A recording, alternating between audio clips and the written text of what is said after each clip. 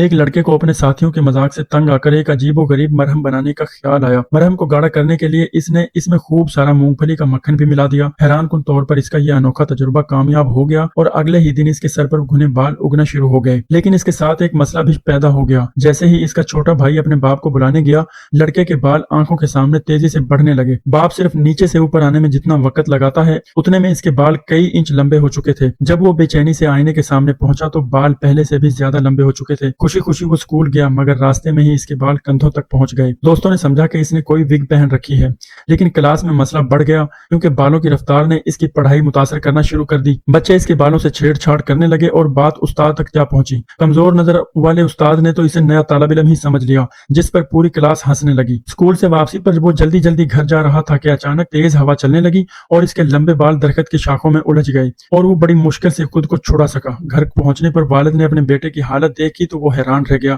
اب بال اتنے بڑھ چکے تھے کہ کھانا کھانا بھی مشکل ہو رہا تھا۔ سوتے وقت بھی اسے اپنے بال باندھنے پڑتے تھے، کیونکہ اگر ایسا نہ کرتا تو بڑھتے ہوئے بال اسے ڈھانپ سکتے تھے۔ ہر صبح باپ اس کے کمرے سے 2 بڑے تھیلے بالوں سے بھر کر نکالتا۔ سکول میں بھی کسی نہ کسی کو مسلسل اس کے بال کاٹنے پڑتے۔ لڑکا اس پریشانی سے سخت تنگ آ چکا تھا۔ آخرکار باپ کو اس مسئلے کا ایک فائدہ نظر آنے لگا۔ وہ اسے وگ بنانے والی فیکٹری میں لے گیا، جہاں اس کی تیزی سے بڑھنے والے بال خام مال کے طور پر استعمال ہونے لگے۔ یوں لڑکا روزانہ فیکٹری کے لیے بے شمار بال فراہم کرنے لگا اور مالک کی کمائی کا ذریعہ بن گیا۔